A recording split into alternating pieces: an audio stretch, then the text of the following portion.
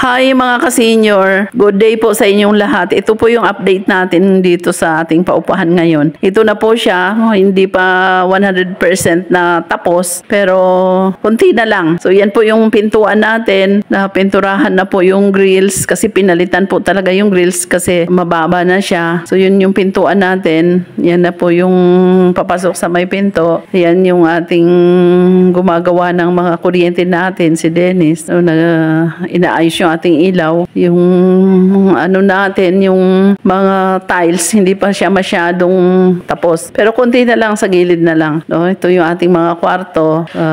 Kulang pa rin ng pintuan. No? Kaya yung ating pintuan, papasliding na lang din natin para hindi din siya kakainin ng anay. Kasi napakarami pong anay dito sa lugar na to. So yan po yung ating bintana. At least tapos na yung bintana natin. Yun ang mga partition natin. Tapos na rin. Pintuan na lang ng 2 kwarto ang kulang. Yan, mga steel na po yung ginamit natin, hindi na kahoy. Kasi yung kahoy, mabilis lang siya po na kinakain ng anay. Ito yung ating bintana. Mapapansin po natin yung bintana natin. Pag nandito ka sa loob at titingin ka sa labas, makikita mo yung mga green na halaman na napaka-refreshing po sa mata natin. No? Yan ang bintana. Para pag tingin mo sa labas, green yung nakikita nyo. Yan yung ating kwarto. Yun ang papasok natin doon sa isa pa. May isa pa tayong kwarto. Bali, 2 kwarto po siya. Ito yung isa. No? Wala pa rin siyang pintuan. Pero more or less, yung ilaw dito sa kwarto tapos na. Pintuan na lang ang kulang. Kunting-kunti na lang. At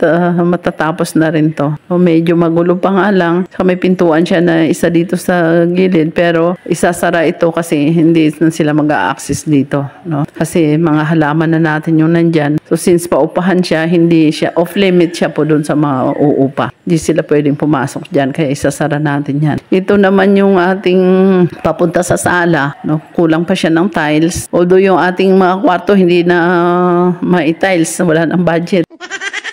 Tsaka yung ating kisame, hindi na rin kasi wala ng budget. So, more or less, okay naman yung uupa na kahit walang kisame, okay na lang sa kanila. Yan ang pinakasala natin. Yan, may bintana din po siya. So, yun yung CR natin, yung nasa gitna. Sa likod ng CR natin, yun ang pinaka-kusina naman. May hagdanan siya na papasok sa main house, pero isasara din po natin yan kasi yung paupahan natin, hanggang dyan lang siya. Hindi kasama dito sa main house natin. So, yan po yung ating CR. Mapapansin ninyo yung ating kulay puti lang po lahat. Kasi yun ang nakikita ko na malinis kasi pagkaputi. Sabi ko naman, hindi na kailangan maglagay ka pa ng ibang kulay. Kasi pag may mga gamit ka na, magkakaroon din siya ng ibang kulay. At saka yung puti kasi maliwanag. So, parang alam mo na malinis siya kasi puti nga, nakikita mo kaagad yung dumi.